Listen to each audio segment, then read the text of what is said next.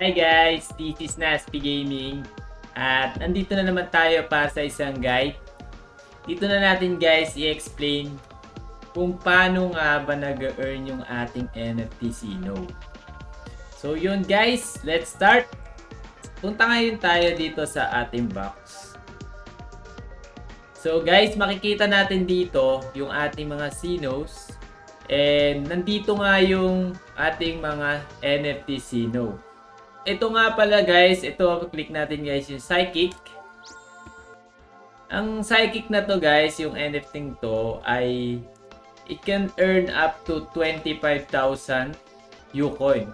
Yung Ucoin nga guys, every time na mananalo ka sa arena battle ay makakakuha ka ng Ucoin kung yung pool natin is may laman.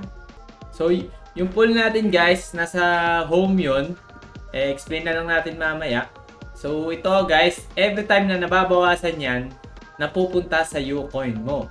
So may limit lang guys yung pag-earn ng Ucoin. So for example, yaan, meron na siyang nababawas na 357 na parang energy. Ito yung nagsisilbing energy niya para maka-earn ka. So ito naman guys, yung earn up. So, ito yung earn up. So, kailangan mo yan ng Ucoin. Pero guys, yung earn up niya may level. So, may multiplier kasi yan.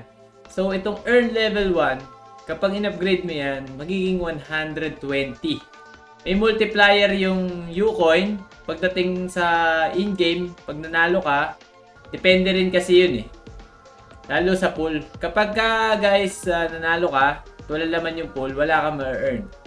So, mas maganda, earn up mo, pero gagastos ka ng Ucoin. Ucoin pa din ang gagastusin para maka-earn ka ng mas mataas. So, let's check guys kung ilan nga ba ang idadagdag ng earn up.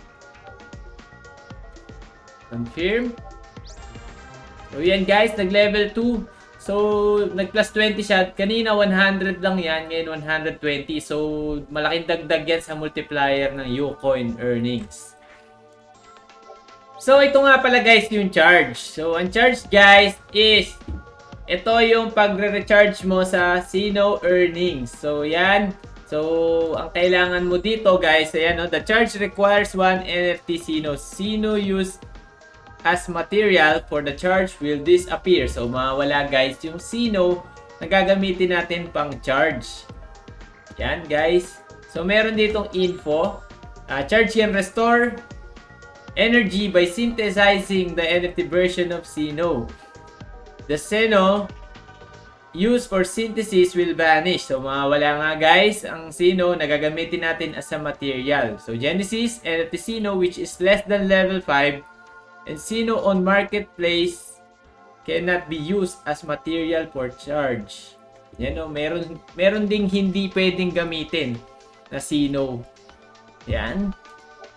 So yun guys, yun na nga ang nangyayari kapag ang charge natin ay naubos. Kailangan natin siya i-charge. Maglalagay tayo ng isang Sino para kaso magdi-disappear na yun. So pag-isipang mabuti, make sure na sigurado kayo sa makiklik nyo Sino. Kasi nga naman, kung bibili ka na naman ng panibagong Sino, panibagong pa-level up na naman yan. Next na natin yan guys. Yan, earn up level 2. Tumaas ang ating earn up guys. Yan, next natin. So, explain ko ngayon guys kung para saan itong sinasabi kong pool. So, ito yung guys yung Ucoin pool. Ayan yung maximum value niya. Ucoin maximum value is 30k. So, yan.